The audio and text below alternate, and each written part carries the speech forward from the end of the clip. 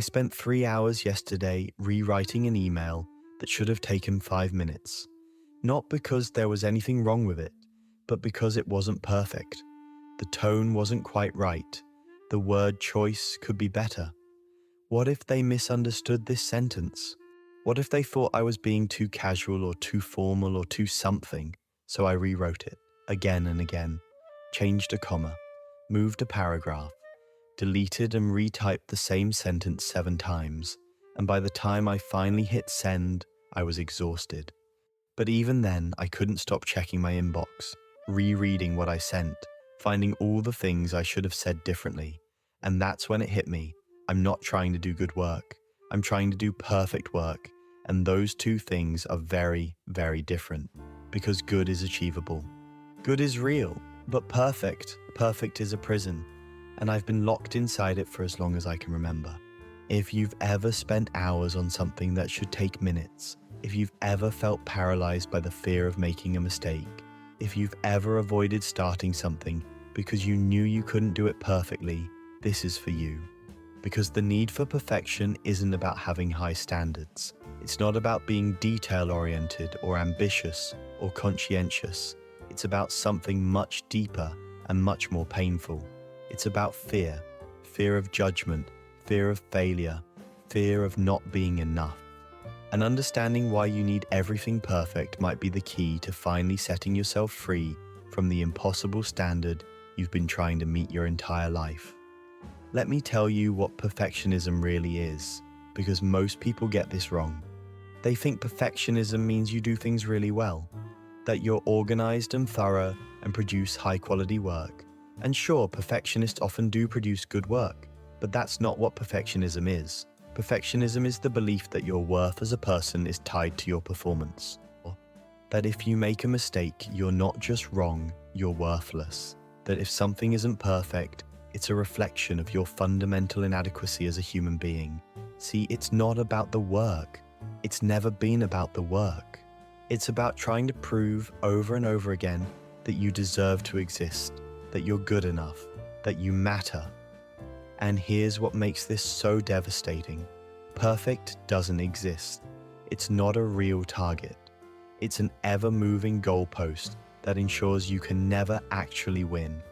You finish something, and instead of feeling satisfied, you immediately see everything that's wrong with it. You accomplish something significant, and instead of celebrating, you focus on how it could have been better.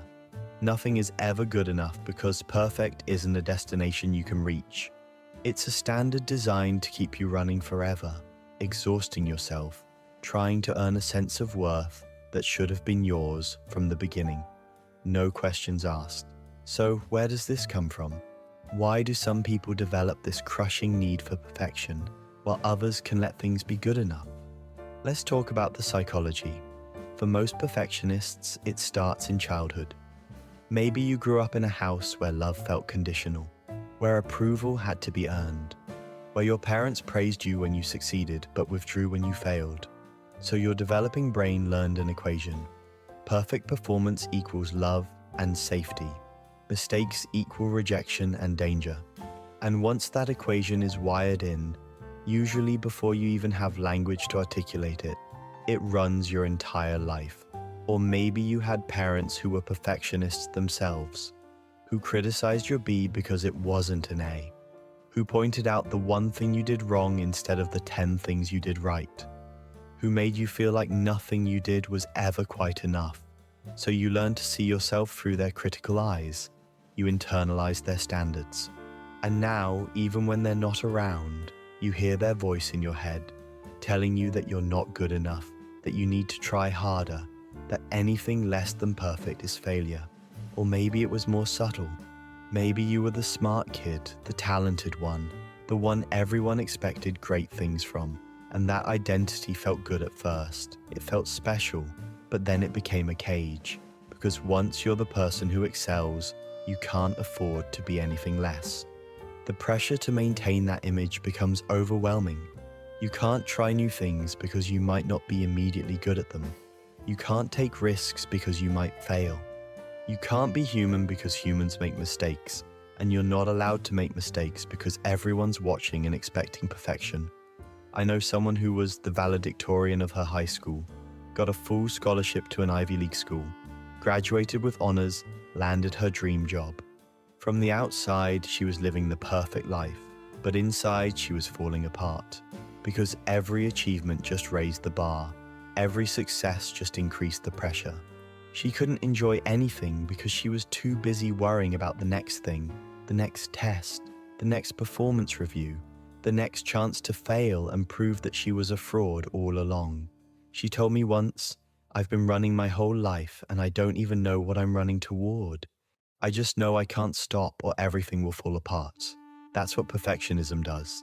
It turns your life into an endless performance with no intermission and no applause that ever feels like enough. Here's what perfectionism looks like in real life. It's spending an hour choosing an outfit because nothing looks right, and you can't stop imagining all the ways people might judge you. It's rewriting the same paragraph 20 times because it's not quite perfect yet. It's avoiding starting a project because if you can't do it perfectly, what's the point of doing it at all? It's saying no to opportunities because you're terrified of not being the best. It's procrastinating not because you're lazy, but because the fear of imperfection is so paralyzing that doing nothing feels safer than doing something imperfect.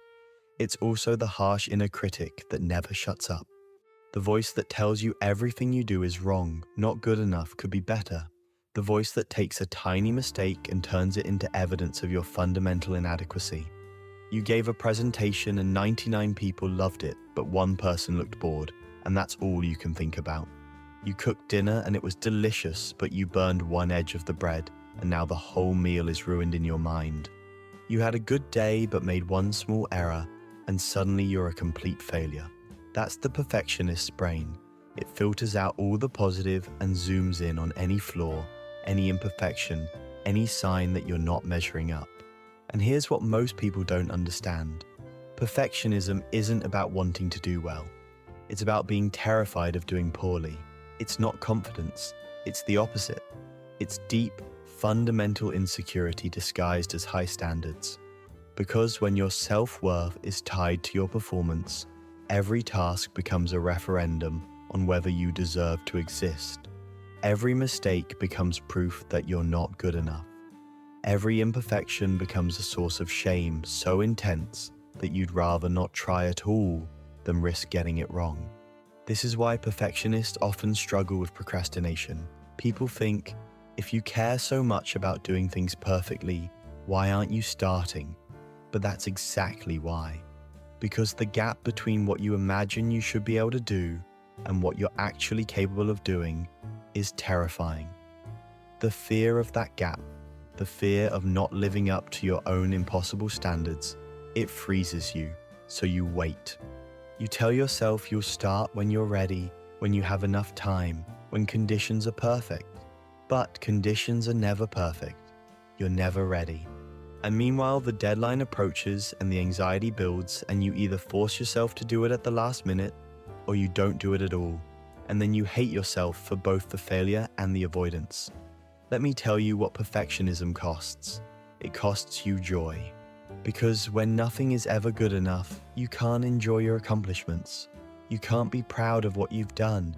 You're too busy focusing on what's wrong, what's missing, what could be better. Other people celebrate your success and you're already thinking about the next thing you need to do perfectly. It costs you time. The hours you spend redoing things that were already fine. The paralysis that keeps you from starting. The overthinking that turns simple decisions into agonizing deliberations. It costs you opportunities. The projects you don't start because you can't do them perfectly. The risks you don't take because you might fail. The relationships you don't pursue because you're too busy trying to be perfect to allow yourself to be seen as you actually are, which is imperfect, which is human. It costs you your mental health.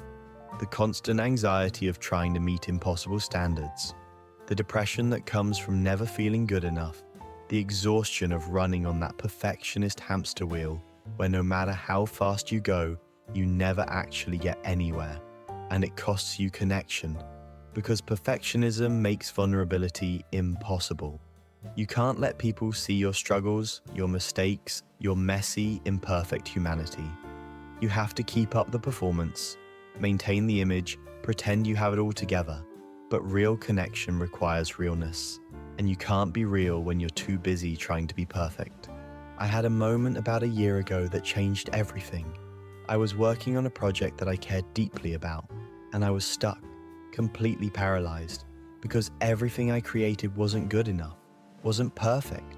And a friend said something to me that I couldn't stop thinking about. She said, "What if the point isn't to be perfect? What if the point is just to be real?"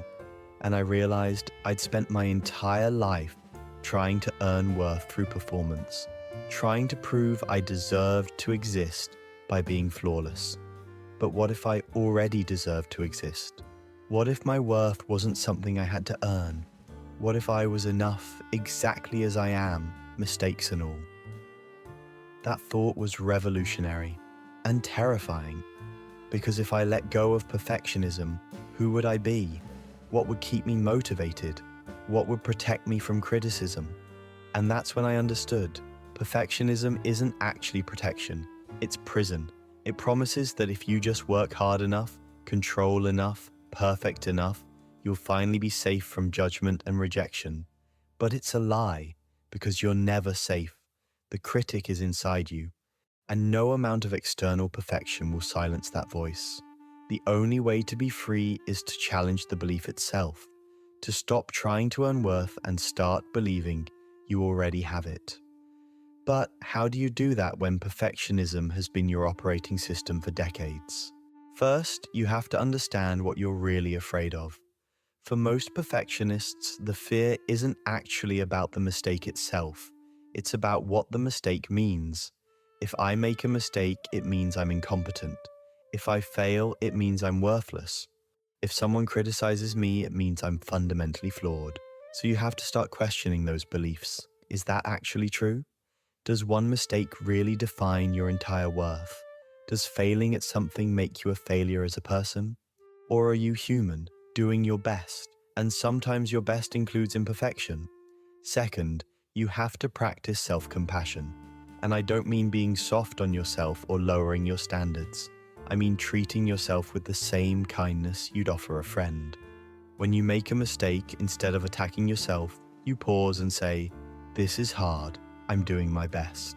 It's okay to not be perfect." That feels impossible at first. Your brain will rebel. It'll tell you that self-compassion is weakness, that being harsh with yourself is what keeps you motivated. But research actually shows the opposite. Self-compassion makes you more resilient, more willing to try, more able to learn from mistakes. Because when failure doesn't mean you're worthless, you can actually look at what went wrong and improve instead of just drowning in shame. Third, you have to start doing things imperfectly on purpose. I know that sounds insane, but hear me out. The perfectionist's worst fear is being imperfect and surviving it. Discovering that the world doesn't end when you're not flawless, so you have to test it. Send the email without rewriting it 10 times. Submit the project that's good but not perfect. Try something new that you won't immediately excel at. And then notice, you survived. People didn't reject you. The sky didn't fall. And maybe, just maybe, being imperfect is not only okay, it's actually more human, more relatable, more real than perfection ever was. Fourth, you have to redefine success, because if success means perfect, you've set yourself up to always fail. But what if success means trying? What if it means learning? What if it means showing up imperfectly and choosing growth over image? What if success is measured not by flawlessness, but by courage? Not by perfection, but by persistence? Not by never making mistakes, but by how you respond when you do? And fifth, you have to grieve. Because letting go of perfectionism means letting go of the fantasy that if you just work hard enough, you'll finally be beyond criticism, beyond judgment, beyond pain. It means accepting that you're human, that you'll make mistakes, that not everyone will like you or approve of you or think you're good enough, and that has to be okay. Not because it doesn't hurt, but because the alternative, trying to control everything and everyone's perception of you through perfect performance, is exhausting and impossible and ultimately empty. Here's what I've learned. The people who seem the most put together, the most successful, the most perfect from the outside are often the ones struggling the most on the inside, because they've built their entire identity on performance, and performance is exhausting to maintain. The people who are actually at peace, who actually seem happy, are usually the ones who've made peace with imperfection, who've learned that being real is more important than being perfect, who've discovered that vulnerability, not perfection, is what creates real connection. I'm not saying you should stop caring about quality. I'm not saying you should be sloppy or careless, or stop trying to do good work. What I'm saying is, there's a difference between excellence and perfectionism. Excellence is about doing your best within realistic constraints. Perfectionism is about trying to do the impossible and hating yourself when you can't. Excellence is energizing. Perfectionism is exhausting. Excellence leaves room for mistakes and learning. Perfectionism treats every error as evidence of failure. Excellence is about growth. Perfectionism is about fear, and here's the irony. Letting go of perfectionism often makes you better at what you do. Because when you're not paralyzed by fear, you actually start. When you're not spending 3 hours on something that should take 20 minutes, you have energy for the work that actually matters. When you're not terrified of making mistakes, you take the risks that lead to real innovation. Some of the most successful people in the world are not perfectionists. They're people who try things, fail, learn, and try again. They're people who ship imperfect work and improve it over time, rather than never shipping because it's not perfect yet. So I want to ask you something. What would your life look like if you let go of perfect? What would you try if you weren't afraid of failing? What would you create if you gave yourself permission to make it messy and imperfect and real? What relationships might deepen if you let people see you as you actually are instead of the polished version you think you need to be? What would you do with all the time and energy you currently spend trying to be flawless? Drop a comment and tell me, are you a perfectionist? What's the thing you're most afraid will happen if you're not perfect? What's the standard you're trying to meet, and where did it come from? Because I know there are thousands of people watching this who are exhausted from trying to be flawless, who are paralyzed by the fear of imperfection, who are ready to stop running on that hamster wheel. And sometimes just naming it, just saying it out loud, is the first step to freedom. And if this video helped you understand your perfectionism differently, if it gave you permission to be imperfect, hit that subscribe button.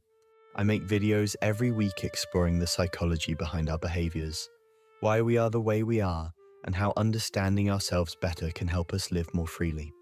This channel is for people who are tired of performing, tired of pretending, ready to choose authenticity over image and growth over perfection. Before I go, I want to leave you with this. You are not your achievements. You are not your performance. You are not the sum of your accomplishments or the absence of your mistakes. You are a human being whose worth is inherent, not earned. You don't have to be perfect to deserve love, respect, connection, peace. You don't have to prove anything.